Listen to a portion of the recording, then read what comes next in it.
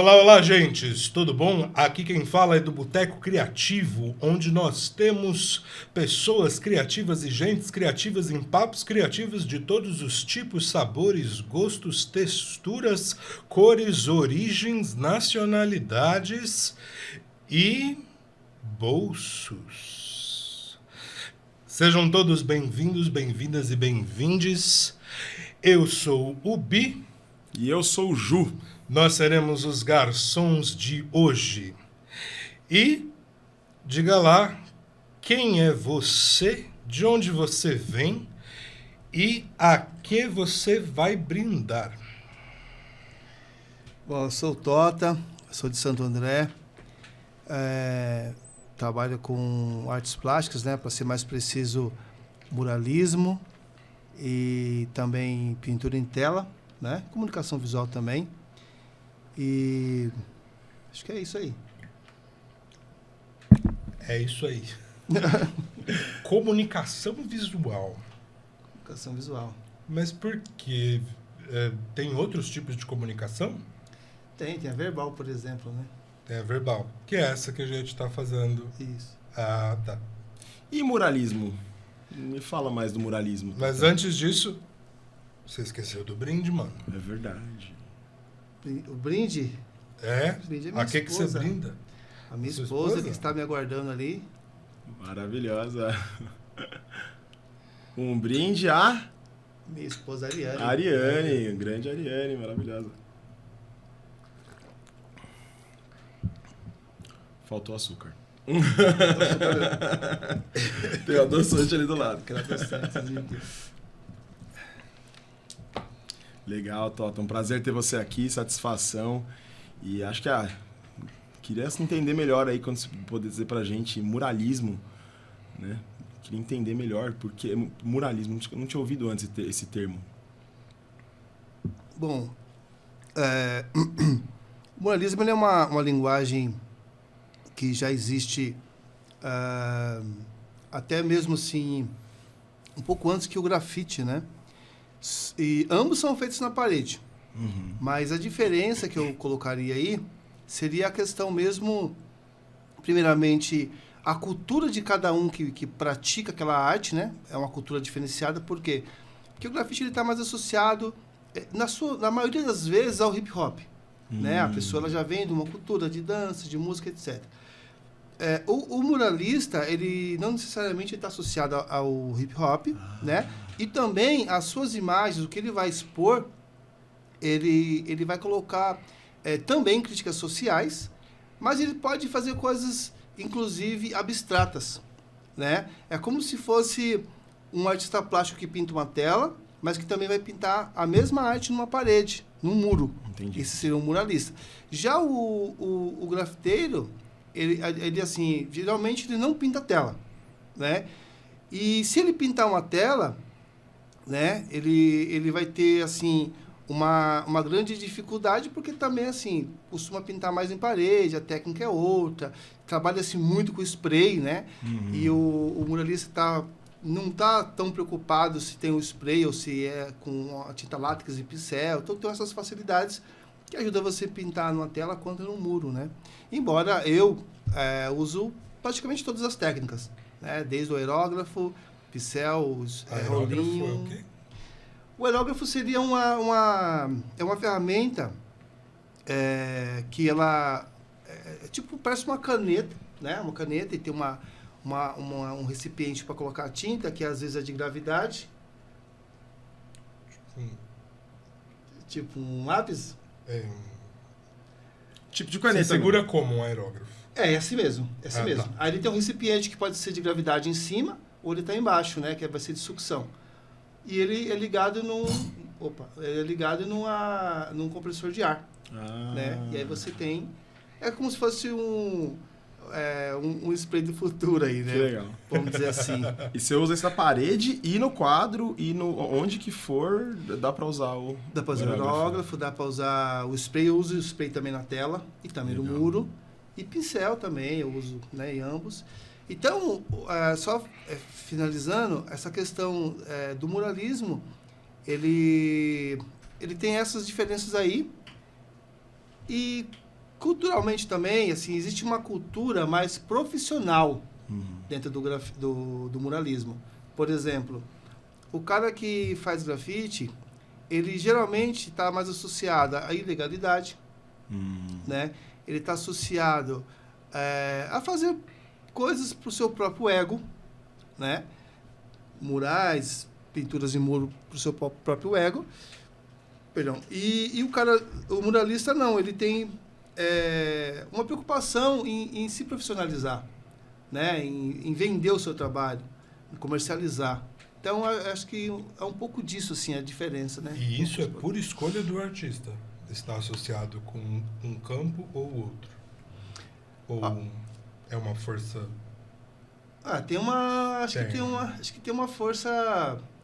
Tem uma força interna de cada artista, mas eu creio que também tem uma força externa também, sabe? Do próprio movimento também.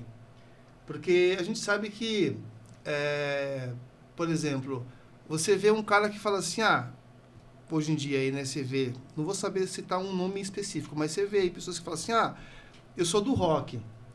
Mas às vezes o pessoal que canta rock não acha que ele é do rock. Né? Ele fala que ele é do rock, mas o cara que canta rock fala, não, eu não reconheço ele como um roqueiro. Sim. Então tem essa força externa também, né?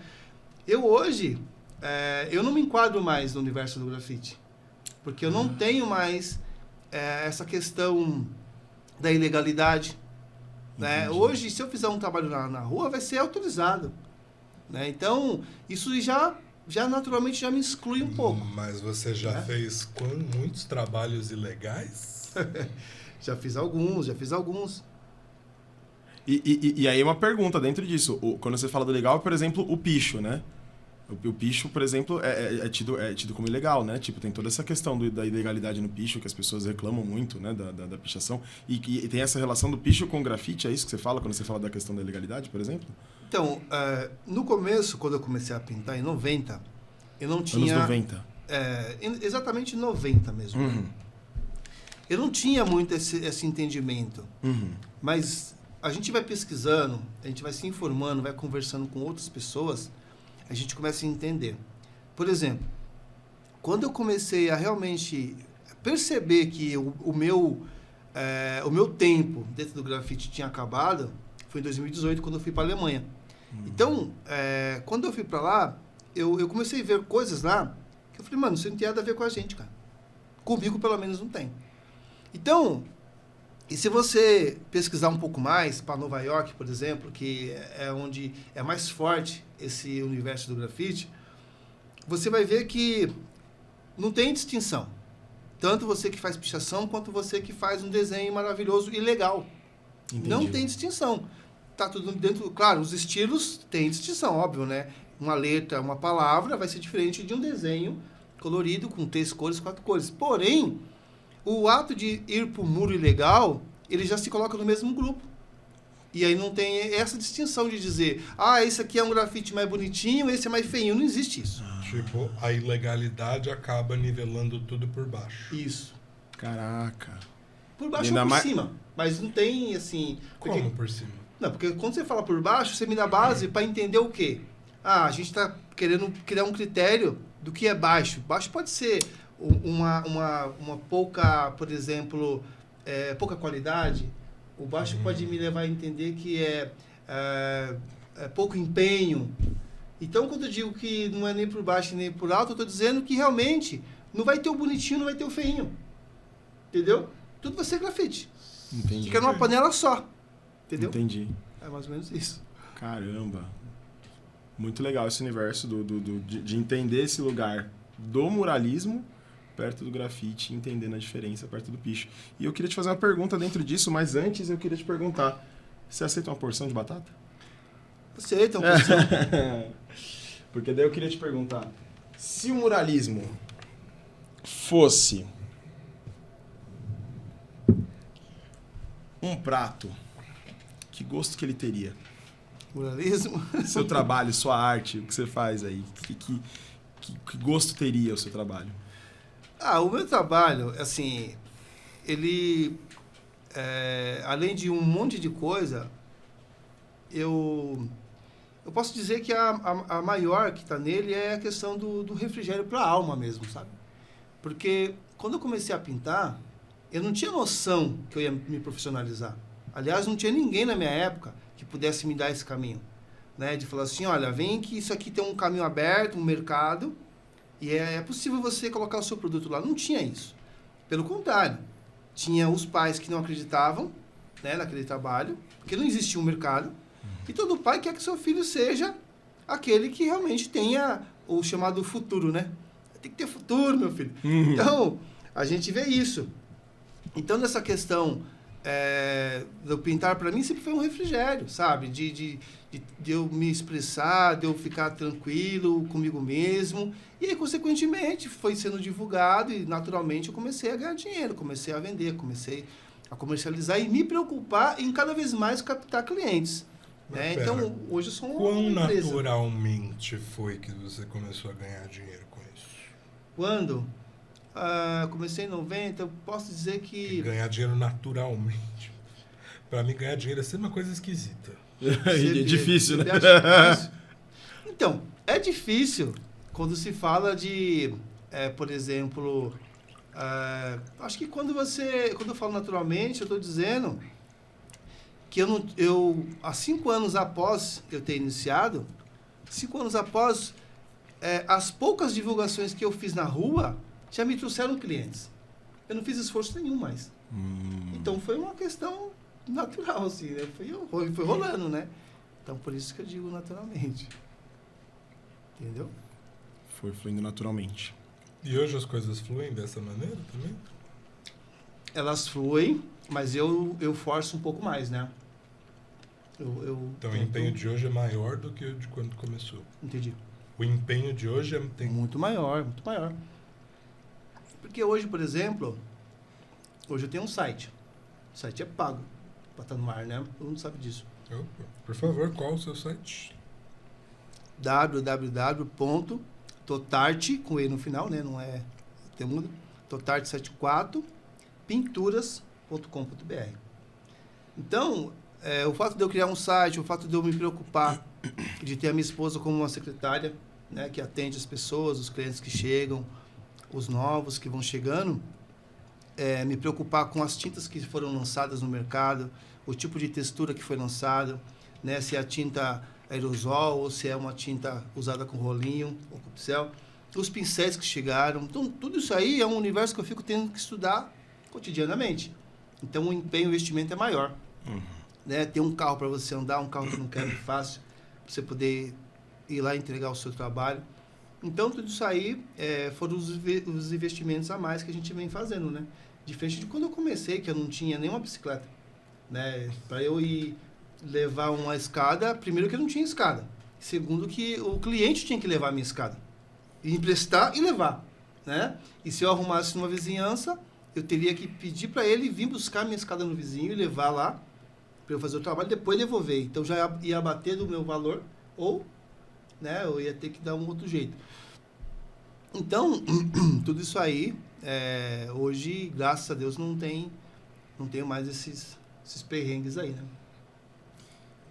Luta E aí, valeu a pena. pensando nesse perrengue, eu te pergunto, né, mais uma pergunta aí, o que na sua vida te foi entregue de bandeja? Bandeja? Eu joguei bandeja na cara. Ah, é? Como assim? Bandejada na cara, né? Ah, né? Bandeja. Não tem de bandeja, não existe. Nada, né? Na verdade, eu me lembro que em 92, se eu não me engano, 91, 92, nós tínhamos recebido um convite para fazer um trabalho, né, profissional, ia receber por aquilo. Nos deram um sinal e nós fomos comprar tinta. Simplesmente indo até aquela loja, que é em Santo André, inclusive, a dona da loja, ela criou na cabeça dela que nós éramos assaltantes. E o fato de ir comprar uma tinta, né, aí associem e comparem como quiserem.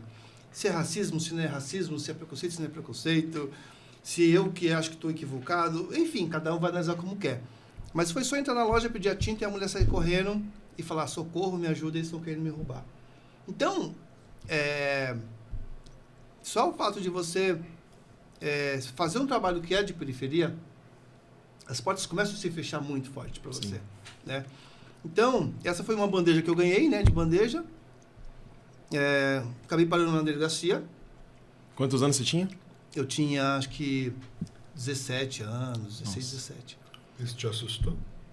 Ah, sim. Nunca tinha tido aquele contato ali, né, com policiais assim, me abordando, falando, vamos para a delegacia, entrando numa viatura. Nunca tinha feito isso na minha vida. Onde você morava, Toto? Centreville. No Centreville. Aqui em Santo André? Santo André. E assim, eu já tive fazendo trabalhos também para outras pessoas, para outros clientes, que o tratamento era diferenciado, né, para pior, em relação a outros artistas plásticos, entendeu? Então, tipo assim, eu estava dentro do mesmo contrato, a pessoa era artista plástica e ela era uma mulher no caso, e ela tinha lá alguns privilégios, e aí eu fui reivindicar, né? Porque era o mesmo contrato, o mesmo trabalho, entre aspas, né? O mesmo projeto. E aí eu saí como ruim e tal, porque aquele que questiona é o que estraga a festa, você sabe disso. O negócio é ficar caladinho, aguentar tudo e falar tá tudo bom, ser educado, falar baixinho, macio, falar pausadamente, né? Então, e eu nunca tive isso, né? Assim, claro que a gente tem educação, mas a gente tá errado, a gente fala que tá errado, né? Então, algumas bandejas que eu recebi foram essas aí, né? Alguns desprezos, alguns preconceitos, indo para a delegacia. Isso foi o que veio de graça, que eu não fiz nada, foi de graça. Mas o resto é conquista mesmo, é luta mesmo, consequência de luta. E qual a luta que você quer lutar daqui para frente? Qual a sua próxima briga? Minha próxima briga, eu quero que seja bem fácil. Quero brigar com a Maria Mole, tá? A Maria Mole. Eu acho que a grande questão daqui para frente é realmente, né? Cada vez mais ter condições de fazer um trabalho com muita calma, num espaço bacana. Hoje, graças a Deus, eu tenho condições de pintar dias de chuva, eu tenho, né, o que fazer, graças a Deus. Foi sempre uma luta, né? Quem pinta na rua é sempre uma luta, dia de chuva. O que eu vou fazer? Nada. Porque não tem o que fazer. Porque não tem ninguém que queira outra coisa no seu muro. Então, hoje eu criei vários caminhos, né? Então, não tem o muro, tem uma tela para pintar. Ah, não tem uma tela, tem um projeto para escrever. Então, eu sempre estou criando algumas coisas, né? E quando eu falo que a minha empresa é de pinturas, é porque realmente eu faço pinturas mesmo, sabe? Não só o desenho propriamente dito, mas eu faço várias pinturas. Conheço muito de texturas, de muitas coisas. Porque estudo para isso. Então, eu creio que o que eu penso é que as coisas... que gostaria que elas ficassem mais fáceis mesmo, sabe? De você ter ali mais tranquilidade para fazer o seu trabalho. Não aquela pressão louca de falar assim, puxa, tá chegando um boleto, se eu perder um dia nisso aqui, puxa, sabe? Essa pressão, não, isso aí eu não quero, não. Graças a Deus, já faz um tempinho já que eu não trabalho nessa pressão. Eu já trabalhei muito nessa pressão, sabe? O boleto chegando aqui e eu entregando a obra aqui, sabe? Assim, uma coisa muito paralela, assim, muito próxima. Isso é uma loucura, isso aí é muito ruim para todo artista, né? Você tem tranquilidade. Sim, e você falou que você foi para a Alemanha. Você foi para a Alemanha dentro dessa pesquisa, dentro da pesquisa do estudo? Você foi a passeio? Então, eu trabalhava num instituto chamado Matéria Rima em Diadema, né? Cidade que eu tenho um grande carinho também, faço muita coisa lá, fiz muita coisa, muito mais que hoje. E aí, dentro do projeto, né, o pessoal do projeto me convidou para fazer parte do grupo que iria para lá. E aí nós fizemos um intercâmbio, assim, né? Porque depois o pessoal veio também. Ah, que legal. E na verdade, tinha uma entidade que estava à frente, que era a Gangway, que significa Caminho das Gangues, né? Então, essa ONG lá, ela foi criada pós-queda do Muro de Berlim. Então, ela foi criada para amenizar o conflito entre gangues, né? Então, quando existia o muro, então parecia que não, mas o que acontecia dentro dos muros lá era coisas terríveis, sabe? Violência, roubo, enfim. Então, quando cai o muro, fica descortinado tudo. Então, essa ONG surgiu para dar essa amenizada, para encaminhar os meninos. Então, eles convidaram a gente para ir trocar essa ideia, né? Como é que no Brasil se dá, como é que acontece, como é que não acontece, como é que a gente ameniza, como é que a gente media esse conflito.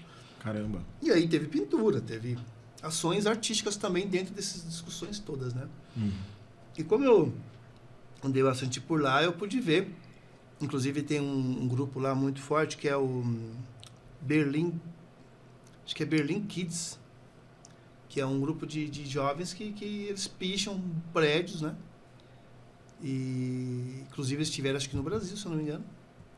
E aí foi quando eu comecei a me interessar e estudar mais sobre a cultura de lá, né, local, de Berlim. Então foi mais para isso mesmo, para essa troca de ideia e esse intercâmbio cultural aí. Legal. Gostou de lá? Gostou Olha, dessa troca? Gostou? Da cena artística, eu gostei bastante, embora a gente não teve tanto contato, porque estava muito frio, sabe? A gente foi numa época muito frio. Você foi em que época? A gente foi, acho que, final do ano, assim, mais ou menos. Alto inverno. Nossa, pra você ter ideia, a jaqueta que eu comprei é a jaqueta anti-neve. Nossa. Só pra você ter uma noção. Negócio pesado mesmo. E ainda passava frio, né? Nossa. Se não fosse aquela jaqueta ali, eu acho que eu não ia conseguir nem quase falar. Porque realmente você fica pálido mesmo, você fica esquisito mesmo. Falam que a gente passa frio aqui no inverno, né? Chega lá é menos 40, menos 30, né? De sensação térmica. Aqui não é frio não, pô. Aqui não é frio não, aqui é calor. Aqui não é frio não. E você prefere o calor? Eu prefiro o frio, mas não aquele. Lá não. O nosso frio de 15 graus aqui, né? De uns 18. Porque lá é exagero demais, você é louco. E aí, uma pergunta que para quem quer saber mais do muralismo, né? Tanto para quem quer conhecer o trabalho, tanto para quem quer começar no trabalho, quanto que custa essa brincadeira toda aí, tanto na vida quanto no exercer, no dia a dia?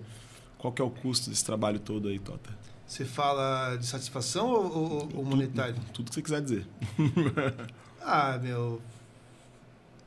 O meu trabalho, assim, eu acho que a satisfação que eu tenho de fazê-lo, assim, não tem dinheiro que paga, sabe? A gente acaba colocando um preço porque tem que nivelar aí no mercado, mas se for falar mesmo, não tem preço, sabe? Porque o meu diferencial é que eu gosto de pintar, sabe? Como eu comecei porque eu queria pintar. Eu não tinha intenção de ganhar dinheiro e nem sabia que dava para ganhar dinheiro. Então... eu tendo isso dentro de mim... E foi cedo, né? Foi com quantos anos mesmo que você fez? Começou com 5 anos após, né? Eu comecei com 16. 5 anos após eu já estava fazendo trabalhos profissionais. Que legal. Então, assim, eu vejo que essa questão da satisfação, para mim, assim, fica muito mais fácil, né? Eu criar essa linha de trabalho, eu criar essa força para estar ali sempre pintando, porque é uma coisa que me satisfaz, sabe? É uma coisa que me traz uma alegria, me coloca, inclusive, assim, teve lugares que eu só entrei por causa do meu desenho, sabe? Então, por exemplo, eu tive na Alemanha, por exemplo, eu já tive convites, por exemplo, da BBC de Londres para fazer matérias, né? Eu já tive praticamente do ano de 99 até 2012, assim, eu saía pelo menos por semana em 3 jornais, né? Isso contando no televisivo, impresso, o Diário do Grande ABC. Nossa, eu tenho muito jornal em casa do Diário. Que legal. De matéria que eles fizeram comigo, muita matéria, sabe? Já participei de filme, por exemplo, documentários, né? Por exemplo, o Lado Leste, né? que é um filme da Caroline Café, e tinha uma outra moça junto com ela. Já contribuí para filmes, por exemplo, o 2010 da Tata Amaral, já contribuí. Já fui assistente de pessoas maravilhosas, por exemplo, como um pintor expressionista Bauzi, que já falecido, né? Saudoso Bauzi. Alex Servini, meu amigo.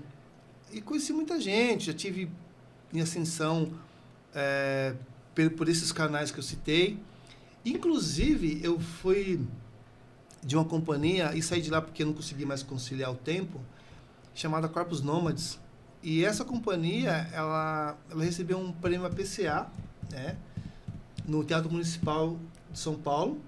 E pela primeira vez eu entrei no Teatro Municipal por causa desse prêmio. E eu pude sentar na mesma fileira que a... Puxa vida, aquela atriz muito, muito bacana, meu. Agora falhou. Bom, mas é uma mulher muito bacana da Globo. É uma Fernanda Montenegro? Fernanda Montenegro? A mãe, no caso. A mãe, Fernanda Montenegro. A filha é meio parecida os nomes. Sim, a Torres. A Fernanda Torres é a filha, a Fernanda Montenegro é a mãe. Montenegro. Eu estive lá na entrega do prêmio. Ela Beijo, Fernandinha. Queremos você aqui. Queremos você aqui, Fernandinha. E ela estava recebendo também o prêmio e a gente estava lá, entendeu? Então, vários lugares eu entrei por causa da minha arte. Legal. Então, é uma satisfação muito grande. Eu até acho que, financeiramente falando, talvez até o que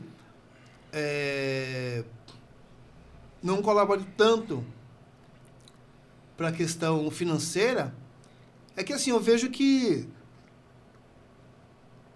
tem muita gente que é meio... Ele dá aquelas forçadas meio, como se diz...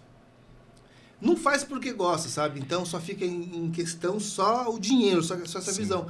Então, as pessoas são muito mais marqueteiras que eu, muito mais... Força mais a barra que eu não forço tanto, né? Aliás, eu nem forço. Então, tem essas coisas aí, né? Tive até uma vez que eu fui convidado também para fazer um trabalho para a NBA, né? Não rolou e não rolou por causa de cachê. Não rolou porque os caras não quiseram chegar no que eu queria. Uau. Mas teve o convite, né? Então, assim, a minha história é muito... assim, eu gosto muito da minha história, sabe? Eu acho que se não fosse a minha arte, eu acho que eu seria mais um deprimido, seria mais um negro aí, sabe? Como diria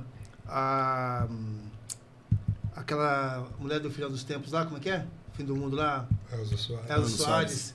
Como diria ela, ia de graça pro hospício, sabe? Uhum. Ia de graça pro hospício aí, como ela cantava. A carne mais barata do mercado. Seria isso aí, entendeu? A minha arte, ela me trouxe todas essas coisas aí. Caramba. Abaixo de Deus foi ela mesmo. Que forte. Que forte, Sota. E aí eu te pergunto uma outra coisa, cara. Pegando esse gancho aí que você fala, pensando em toda essa amplitude que você traz aí de atravessar o mundo, né? Cruzando o mundo, levando sua arte para todos os... né? Pro outro lado do mundo, né? E cruzando com outras culturas, tudo mais. Aqui é o melhor lugar para você fazer o que você faz? E aqui, entenda onde você quiser. Né? Não necessariamente Brasil, não necessariamente Santo André, não necessariamente América do Sul, né? América Latina. Então, aqui não é. Não é. Em qualquer aspecto que eu falo aqui, não é. Se eu for falar de município, não é. Se eu for falar de estado, não é. De país, não é. E se eu for falar de continente, também não é. Então, assim, não é. Porque, por exemplo, o que a gente pinta aqui, que você mal vai conseguir vender aí... Vou dar um exemplo, vai. Tem... Hoje mesmo, eu vi um menino... Eu não me lembro de que país que ele é. Mas, enfim, não é do Brasil. Menino de 7 anos. Pintando os abstratos, estilo Jackson Pollock, tal. Pollock? Jackson Pollock, é um pintor, né? Ele pinta muito abstrato. É uma pintura que parece que é um pincel jogado assim, tinta, sabe? Uhum. Depois você coloca Jackson Pollock, com K no final. Aí você vai conhecer ele. E ele se inspira no Jackson Pollock, também no Basquiat, que é um outro pintor que, na verdade, ele é mais underground, mais rua, que ele se intitulava até como grafiteiro também, né? E ele também é meio... ele copiava mais um terceiro artista que eu não me lembro agora. Enfim, esse menino, o trabalho que ele faz, que tem lá uma inspiração quase que plágio, ele estava vendendo se fosse em reais, ele estava vendendo uma tela de 1 por 20 mil. Né? Um brasileiro... 7 anos? Com 7 anos de idade. Caramba. Uma tela de 1 por 20 mil. Um brasileiro... Primeiro que dessa idade a gente não ganha nada no Brasil. Sim. Se ganhar centavos do avô, é muito, né? Quando cai o dente, né? A fada do dente. Então, e aí, se a gente pega artistas, assim, que tem uma caminhada aí de 15 anos, de 30 anos, que é o meu caso, desse tamanho de tela é difícil vender esse valor. Super difícil. Então, se eu estivesse em um outro país, com certeza. Eu teria boy mesmo. Aqui no Brasil, a gente consegue sobreviver, sabe? Sem pagar pau. Entendeu? Se eu quiser... vou falar de coisas até banais, tá? Mas, até porque falando de Brasil, tem gente que não tem o que comer, né? Então, Sim. acaba não sendo tão banal assim falar de comida. Mas hoje, graças a Deus, a gente não passa essas necessidades, de repente, de uma comida, de uma roupa, de sair para algum lugar, de poder viajar também, de poder estar em alguns lugares, né? Fazer um turismo meio artístico, de poder visitar um museu, essas coisas todas, né? Umas coisas básicas assim dá para fazer, sabe? Mas eu digo que isso é sobrevivência. Eu não digo que isso é ostentar nada. Sim. Acho que ostentar seria você vender uma tela aí de 1 por uns 20 mil, uns 50 mil, Sim. né? Eu conheço, eu tenho amigos que vendem, mas não é o meu caso, né? Gostaria muito de vender, mas, por enquanto, esse valor não. Mas, não sendo aqui o melhor lugar, você pensa em ir embora? Então, eu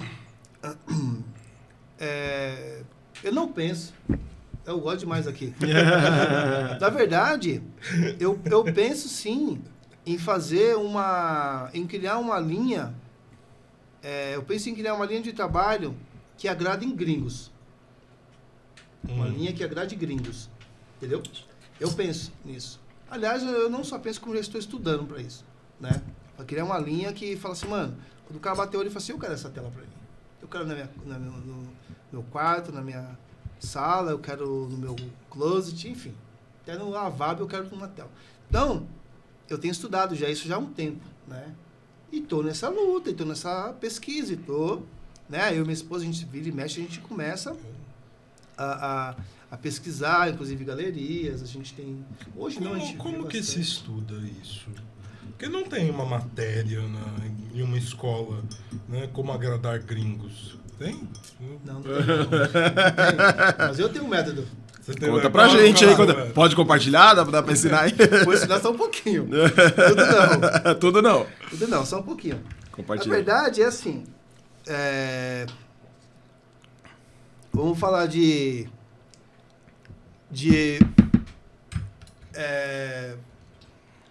quando você conversa com uma pessoa, quando você procura a biografia dela na internet, ou quando você, enfim, consegue falar com certas pessoas, ou até ao vivo, que é melhor ainda, você consegue tirar dela um pouco do que ela gosta, sabe? Esse cara aqui, ele não gosta de rock, não. Esse aqui não gosta de pintura. Aquele cara, ele odeia tal coisa. Ele ama não sei o quê. Você consegue tirar. Você consegue tirar se o cara tem aquela cultura de realmente pesquisar tais linhas de arte. Você consegue conversar com as pessoas e perceber isso delas. Não precisa ser tão sensível, não, tá? É questão mesmo de olhar e ver, né? Então, quando você pega, por exemplo, vou citar aí um presidente de algum país aí, né? E você analisa ele, você fala, mano, esse cara é um idiota, né? Entendeu? Então, quando você fala isso, por que você falou isso se você não convive com ele? É porque você viu ele ali falando. Sim. Ele abriu a boca e se entrega. Então, é melhor você ficar quieto e se passar por inteligente, né? Do que abrir a boca e falar assim, provar que você é um trouxa, né? Uhum. Então, quando a gente começa a perceber essas coisas e analisar essas coisas, analisar mercado, analisar o que é tendência naquele país, tudo isso aí são bagagens, né? Para você criar o seu desenho. E, na verdade, não existe uma fórmula que fala assim, essa vai dar certo. Não tem. Eu vejo pessoas querendo ensinar como é que fica milionário, né, na internet. Nos livros, né? É. Eu vi livros aí. Tem curso. E quem está ensinando a ficar milionário não é milionário. Como é que ele está falando que é? E são tentativas. Ele acha que aquilo ali pode te levar. Porque depende de cada um, vai chegar em algum lugar. Mas ninguém sabe onde chega. Né? Tem gente que com o que eu falar aqui agora pode ficar rico. E eu mesmo não fico. Eu que falei, eu que estou dizendo, e eu não fico. Então isso é muito relativo. Mas o que te faz saber se isso vai dar certo? É só tentando. Então, eu estou criando o meu método, né? Tenho estudado, tenho percebido, tenho lido, tenho pesquisado. Que desenho que é legal, que forma, é abstrato, não é? Que cores que está na moda? Por exemplo, um artista, o Bowsy, né? O saudoso Bowsy, ele... Quem que é Bowsy? Bowsy, eu fui assistente dele, né? Um grande pintor. Faleceu, eu acho que... De onde que ele é? Ele é da Argentina, porém ele morava em São Paulo, né? E trabalhou em Santo André muito tempo, e por isso que eu fui assistente dele aqui. E ele já faleceu já faz um tempo aí, acho que mais de 5 anos. E ele tinha recebido uma informação de uma pessoa que está envolvida com curadorias de exposições, crítico de arte, enfim, que ele teria que usar o amarelo, né? Porque os desenhos dele não tinham amarelo nos desenhos, nas pinturas. E por que ele tinha que usar o amarelo?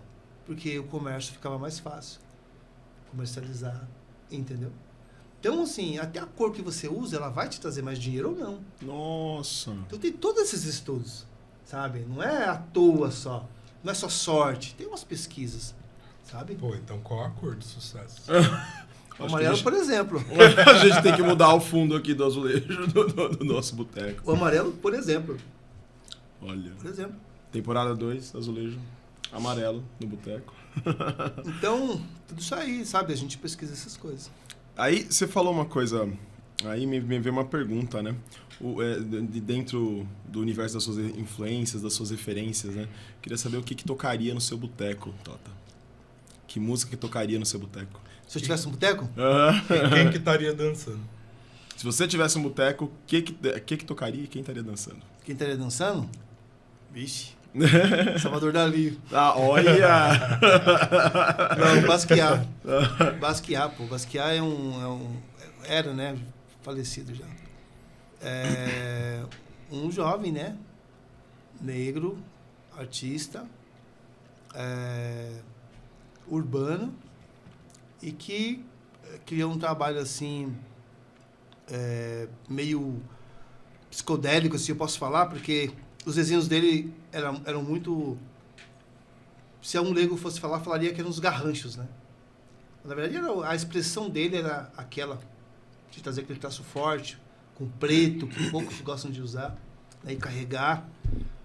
E isso trouxe para dentro da arte uma, como se diz, uma tendência e encorajou muitas pessoas. Porque quando se fala de arte, todo mundo já fala assim, então tem que ser igual o Dalí, tem que ser igual o Michelangelo, porque Picasso. Embora Picasso, o cubismo dele, ele, tipo aquela tela bem famosa, a Guernica, por exemplo. Ali, eu digo que, claro que não é a mesma linha, mas dá para ficar um pouquinho perto de Basquiat. Mas quando se fala de arte mesmo... Ô, louco, não, pessoas... para... Como assim? Guernica e Basquiat pertinho?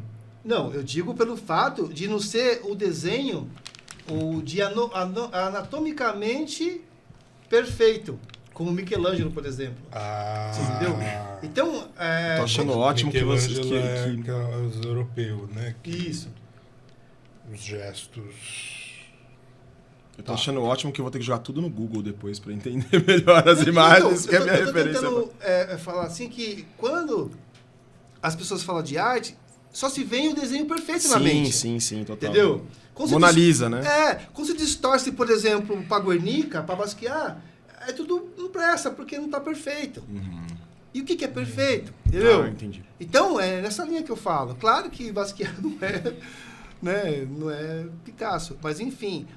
E eu vi também vários outros trabalhos de Picasso que a gente teve agora nos passeios cultural que a gente faz, né, eu e minha esposa. A gente conheceu coisas dele assim, coisas até mesmo do do Alfredo Volpi também, coisa que eu não conhecia muito. Então,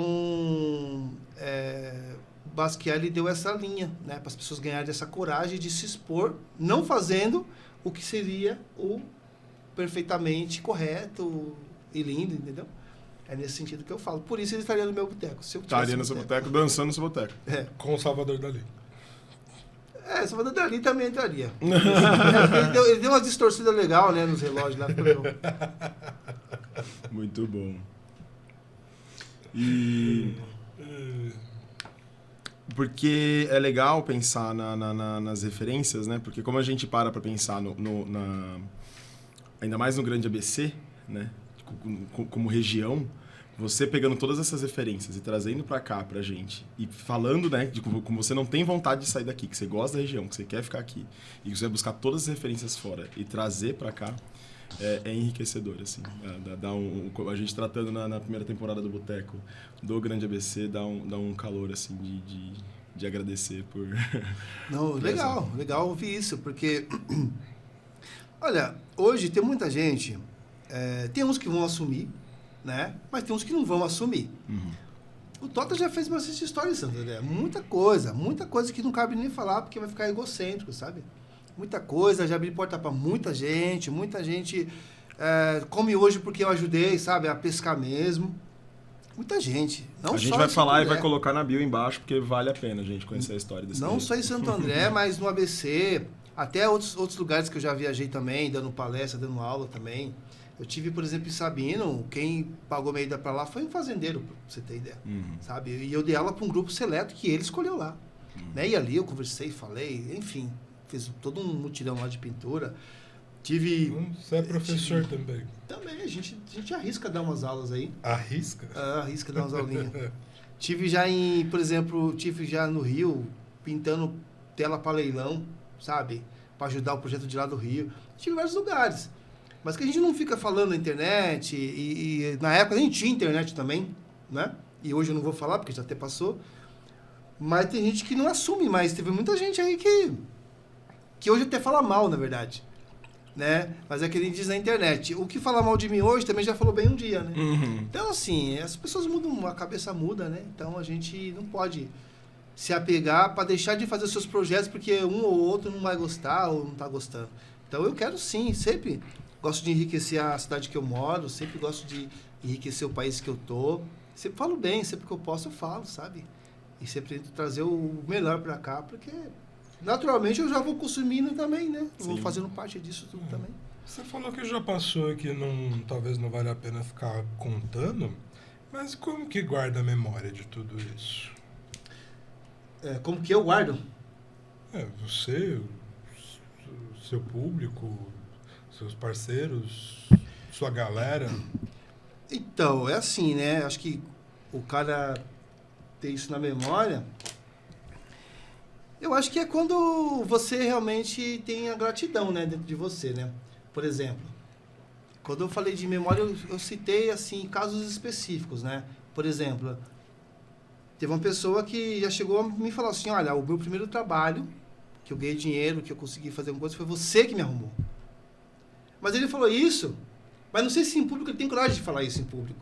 Em público ele tem que pagar de artista. Em público ele tem que pagar de independente, de que chegou sozinho. Então não tem essa memória, né? Então não tem a gratidão, né? Pessoas que, puxa, eu fui convidado para fazer um trampo para o consulado francês, por exemplo, né? Isso de fato. Tive um sinal, né, para poder começar o trabalho. Duas pessoas que eu contratei para estar ali comigo, eram 5. Primeiro dia já falou, Tota, tô sem grana, não tenho nem botijão de gás em casa para fazer nada, tô sem comida em casa. Você me arruma um sinal? Claro. Saquei uma grana e dei pros caras, dei a mais, assim, ó, vai lá, compra, né, o que comer e depois vem trabalhar. Os caras não voltaram mais, entendeu? E eu tive que recontratar e arrumar outro dinheiro para pagar outros caras que vieram. Essas pessoas não têm memória para falar assim, puxa, o Tota me livrou, mano, tal dia. Até a fome ele matou, entendeu? Não tem, as pessoas não têm esse coração, sabe? Então, por isso que eu falo que nem compensa às vezes falar, sabe? Que você vai acabar expondo as pessoas, e eu não quero expor as pessoas. Por mais que elas não valham nada, entendeu? Mas eu não quero. Deixa elas falarem mal de mim, como eu falo, Mas eu prefiro ficar sendo essa pessoa que abre o caminho, mas não está preocupado, sabe? Se vai ter alguém te falando, te ovacionando. Seria bom, mas não vai ter também, então deixa quieto. Você abriu o caminho, né? Quem passa por ele... Eu não contabilizo. Né? Infelizmente. Né? Ou felizmente. Ou felizmente. Infelizmente. Verdade. Que bonito. E aí, mais uma pergunta pra você, Tota. Ainda dentro desse universo do seu boteco, né? Que eu falei aí quem tocaria, né? Dentro desse boteco, né? O que você já tomou nesse boteco e o que você toma hoje? Eu tomo energético. Energético? Eu tô brincando. Muita água mesmo. Muita água. Muita água, muito suco e hoje eu tô mudando a minha dieta, né? Mudando a minha dieta aí, um pouco mais de salada. Pra quem não sabe, o ano que vem eu faço 49, tá? 49? Aí, parece parabéns. que é 20, mas... Essa carinha de 25. Quase meio século. Então, eu tenho me preocupado bastante com a minha saúde. Legal. Até porque isso reflete no meu trabalho, né? Eu trabalho na rua, subi escadas, eu subi andaime. A ferramenta do artista é o corpo, né? Entendeu? Então, eu tenho me preocupado mais com essa questão natural mesmo, sabe? Desde os líquidos até mesmo as sólidas, as questões sólidas mesmo, né? Das refeições, de estar sempre comendo mesmo, senão... Eu já fiquei muitas horas sem comer, sabe? Na rua. Hoje eu já não faço isso. Nem que eu leve uma marmitinha, mas eu levo. Me preocupo com isso, ou se der tempo. Quase não dá, mas quando dá, vai no restaurante. Ou manda vir um marmitex, um motoboy. Então, hoje, é mais essas questões naturais mesmo que eu estou preocupado, assim, pelo meu serviço e para a minha vida mesmo, que eu acho que até uns 100 eu chego. Maravilha. É o que eu quero. Tem antepassado longevo? Tem alguém que é longevo antes? Eu acho que eu me lembro, não, assim, máximo é 80, 90, assim. Então, se os antepassados chegaram a 80, 90 com todas as dificuldades, você vai nos 130 aí. Eu gostaria mesmo de viver mesmo. Aí, uns 120, assim. Maravilha. E você quer pintar até os últimos dias? Na rua eu quero pintar no máximo até meus 60. Né? Eu tava com um projeto de parar o ano que vem. Nossa, já. Então você tem um plano de aposentadoria. Eu tenho pensado nisso. Eu queria parar o ano que vem de pintar. Mas não tenho condições. Né? Financeiras, não tenho condições. Sim. Então, acho que até uns 60 na rua tá bom. Independente se eu vou alcançar ou não, eu não quero mais. Depois de 60 eu não quero mais. E como eu já tinha essa minha cabeça, em 2018, eu já fui saindo da rua, pelo menos com esse título de grafiteiro. Não sou mais, não quero. Eu sou um muralista, artista plástico, pintor, desenhista, o que quiser, menos grafiteiro. Então, já fui saindo, me desligando. E telas, pintura em telas, que é esse projeto que eu estou criando, que eu quero vender para fora, já vendo já dentro, tá? Já vendo no Brasil já algumas. E quero vender mais alto fora também. Isso aí eu quero fazer até 90. Eu quero pintar tela até 90 e poucos, assim, sabe? Estilo Picasso mesmo, assim, tiozão mesmo, e tá lá no ateliê todo dia. Tem até uma historinha que o Balzi contava pra mim, que ele falava, é história, né? Que ele falava assim que Picasso, ele tava indo todo dia, né, no seu ateliê, e aí tinha uma pessoa que via ele entrando, né? E às vezes via ele não fazendo nada, às vezes limpava um pincel, mexia em alguma ferramenta, numa goiva, sei lá, enfim, fazendo algumas coisas, mas não pintava assim propriamente. E aí a pessoa vindo ele fazer aquilo perguntou, mas por que Picasso você vem aqui às vezes nem pinta nem nada? Aí ele falou assim, mas eu vim aqui porque vai que a inspiração passa aqui e não me acha. Então essa questão de se estar sempre preparado, sempre esperto, sempre atento, né? Isso é uma historinha, né, que o Balzi me contava dele, né?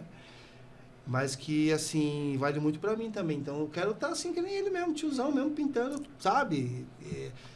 Podendo expressar. E acho que o próprio projeto de pintar já é um pouco da minha vida. Quanto mais eu pinto, mais vida eu tenho. Então, acho que vai dar tudo certo.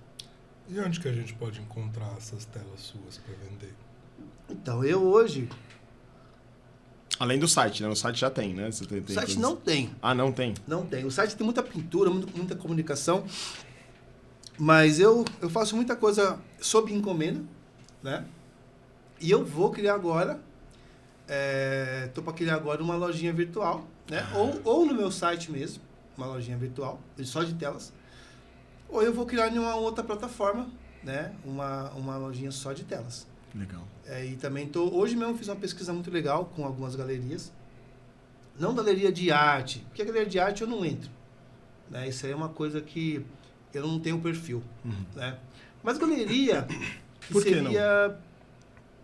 Então, porque assim, vou falar uma coisa aqui contraditória, tá? De junto que eu já falei. Eu não me acho artista. Eita, nós. Aí ferrou, né? Meu Deus, vamos voltar do começo, peraí, vamos voltar do começo. Volta tudo, gente. Eu não me acho artista, não, pô. Volta do começo. Na verdade, Então, você se acha o quê? eu acho um pintor, cara. Eu sou um pintor. Sou um pintor que faz arte. Pintor que faz arte, um pintor criativo, um pintor empreendedor, E o que, sabe desenhar. e o que seria, então, um artista para você? Então, o que seria para mim é diferente do que fizeram virar a arte, né? Por exemplo, o que seria genericamente um artista? Quem faz arte, ponto. Seja ela plástica, né? Na escultura, ou desenho, ou pintura. Mas a arte, ela virou outra coisa, né? Por exemplo, hoje o artista ele não tem só que saber pintar, tem que saber falar. Entendeu? Que é uma coisa que eu não concordo.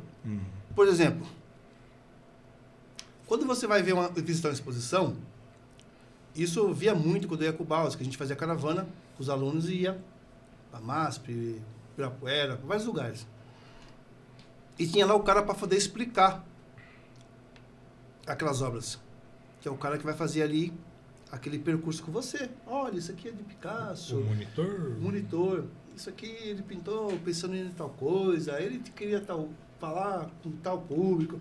Então, ele dá aquela explicada, aquela ajudada ali para você. Se fosse Picasso falando da obra dele, talvez ele não falasse nada para você.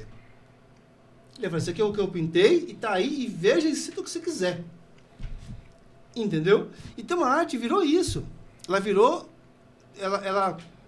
A arte visual, as artes plásticas de galeria, ela precisa ter alguém falando dela para ela ser arte. Se você não explicar o que é aquilo, o cara fala assim, então não vale 1 milhão. Só vale 1 milhão agora porque o outro falou tudo aquilo. Porque tem alguém analisando e dando um crédito. Então, se ninguém não falar nada, ela vai valer nada, então. Falou bonito, vale 1 milhão. Então, por isso eu não sou artista. Pô, mas você fala bonito pra caralho. Mas não vendo peixe. Não vendo peixe. Na verdade, esse falar são coisas assim que você pega pontos que vão mexer na mente da pessoa, que é uma técnica, sabe, de marketing pesada. E, por exemplo, eu vou falar uma coisa aqui que está na moda da arte. Se eu desenhar meu personagem e eu desenhar ele sempre de touca, ele vai ser apenas um personagem de touca. Mas se eu inventar que essa touca é porque eu estou representando uma pessoa que sofria bullying e essa pessoa era careca ou ela tinha o cabelo crespo e ela queria esconder o cabelo, porque não sei o quê. Se eu criar um enredo em cima desse boné, ele vale mais dinheiro. Ele é mais aceito. Mas se eu só desenhar ele de boné azul, tá, moleque de boné azul. Então, por isso que a arte se transformou nisso, eu não me encaixo mais. Porque eu não tenho paciência para isso. Eu desenhei um moleque de boné azul, você quer, não quer, é isso aí que eu tenho. Quanto vale? X. Mas eu acho que não vale, azar seu, não compra. Então eu não consigo ficar com esse lobby todo, sabe? Então por isso que eu me excluo disso, sabe? Traz pra mim aí seu portfólio. Aí você leva o portfólio. Nunca levei, tá? Mas traz seu portfólio. Agora explica. Explicar o quê, meu? A arte não é pra explicar, meu. A arte é pra ver. Sente ou não sente. Então por isso, por essas e outras, que a arte ela virou outra coisa. E isso é o quê? Exclusivamente para agradar o mercado. Então, o que é arte, então? se perdeu no caminho, entendeu? Então, por isso que eu não me coloco mais como artista. Sou um pintor, meu. Faço pinturas. Se é figurativa, se é abstrata, se tem muita cor, pouca cor, se tá falando um lettering ou não é lettering. E se alguém quiser chamar de arte, você deixa? Opa, se quiser chamar de arte, pode falar. Todo mundo me chama de artista. Eu mesmo não me chamo de artista. Né? Uma coisa que eu também carrego, assim, que eu sei que nunca mais eu vou conseguir tirar de mim, é o título de grafiteiro. Eu não vou tirar isso mais nunca. Porque você faz 30 anos o negócio. E agora você fala que não está mais no meio? Não existe isso. Agora você vai ter que estar. Mesmo não querendo. Te conheceram aí? Você falou várias vezes aqui. Não, Sim. tu deixa o grafiteiro pra trás. Entendeu? Mas vai, tá aí, né? E a arte é a mesma coisa. Não me coloco como esses caras aí. Não me coloco. Eu vejo uns caras dando entrevistas.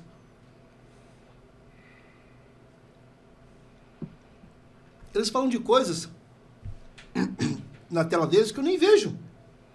Eu não consigo nem ver tudo aquilo que ele está falando. Porque aqui eu estava com tal sentimento, eu pensei nisso, eu pensei naquilo, eu estava... Onde você está fazendo tudo isso que você está falando? Só nisso aqui? Todo mundo vê tudo isso? É, só nisso aqui você está vendo tudo isso aí. Puxa, eu sou leigo mesmo. Ó, eu vou falar uma coisa aqui, depois vão rir, vão comentar. Até hoje eu não consegui entender a arte que o... consegui entender, eu consegui, mas não me convence. Hermeto Pascoal. Quem? Hermeto Pascoal. Que é albino. Eu não conheço. Pois vocês vão pesquisar. O Joga Hermeto no Pascoal. Google aí, pessoal. Quem não conhece o Hermeto Pascoal, joga no Google aí. Eu vejo as Por quê? performances dele assim, vi por curiosidade. Eu não consegui enxergar nada. E eu vi comentários, nossa, como ele é profundo, como ele é não sei o quê. Eu falei, cara, mano, como eu sou burro, velho. Mano, eu sou muito burro. Todo mundo falando e eu não conseguindo ver nada. Eu já fui ver umas coisas assim que eu assisti e eu saí de lá perguntando. Eu acho que eu não tô vendo o que estão vendo. Aquela coisa meio a roupa nova do imperador, sabe? Então, Estão vendo uma coisa que eu não tô vendo. Acho que era pra eu estar vendo. Mas se eu for e olhar o tal do Basquiat que você falou e eu não ver nada, o que você vai falar pra mim? fala que você é burro. Aí ferrou. Aí ferrou. Não, eu vou falar que você é leigo, porque você não pesquisa. Entendeu? Tá? Você não tem... Você não tá naquela cultura. Você não tem nem obrigação mesmo. E eu também não faço música. Então, o Hermeto, ele pode falar com o músico. E o músico pode cobrar dele alguma coisa. Eu não sou músico. Hoje mudaram até, né? Musicista, né? Que falam aí. Antes era só pra mulher, mas agora é musicista também. Enfim. Então, eu não tenho essa cultura, né? Então, a gente não pode se cobrar tanto, né? Mas quem tá no meio tem que saber. E eu vejo as pessoas falando, a minha intenção é saber se todo mundo que fala ali tá vendo mesmo. Porque tem aquele que fala pra ficar chique também, né? Ah, sim. Nossa, eu vi, é assim. É o A quê? roupa nova do imperador, né? Eu vi o quê?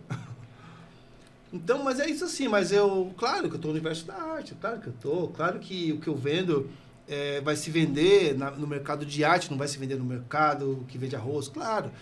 Só que esse mercado que existe aí das galerias aí, eu não me encaixo, não tem nada a ver com isso. Eu não quero me moldar a isso também, não quero. Não quero, sabe, ter que me desligar do que eu acredito para virar uma outra coisa, inventar até mentira para vender uma tela, não. O que tem tá aí, fiz com carinho, com amor e vale tanto. Não quer, deixa aí. É isso que eu penso. Gratidão. Radical. Que coisa Não linda. quer, deixa aí. É isso Beleza. aí. E eu acho que a gente fica por aqui. Gente, este foi o Boteco Criativo de hoje. Queria agradecer muito o Tota, Opa. que topou aqui o nosso papo. Uma grande gratidão, Tota. O Boteco Criativo é uma realização da Alvorada Cultural em parceria com a AEQ Produções. E é muito importante que a gente diga que Tota, hoje, para você, é por conta da casa. A conta do bar. Mas para a galera que está nos assistindo, nos ouvindo, é importante dizer que reunir pessoas, reunir trabalhadores da cultura, exige muito esforço, exige muito trabalho, exige muita energia e exige o emprego de muitos recursos no amplo sentido da palavra.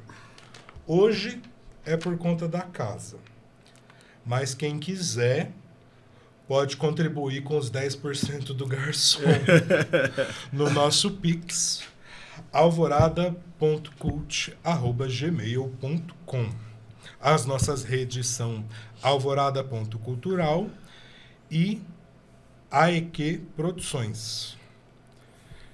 A gente agradece muito a sua presença, Tota. Eu agradeço. A gente espera poder se cruzar muito por aí ainda, te ver nas próximas temporadas do Boteco. Agradeço a você, Bi. Gratidão por mais hoje. Obrigado, Ju. Gratidão a toda a audiência, todo mundo que está nos ouvindo, nos assistindo aí. Gratidão ao pessoal de toda a produção. E a Tota, gente... a última palavra é sua, porque aqui o cliente tem sempre razão. Tá vendo? Eu só quero agradecer também, né? Agradecer minha esposa que tá aí fora aí, a Ariane aí, minha companheira que me aguenta aí, me apoia.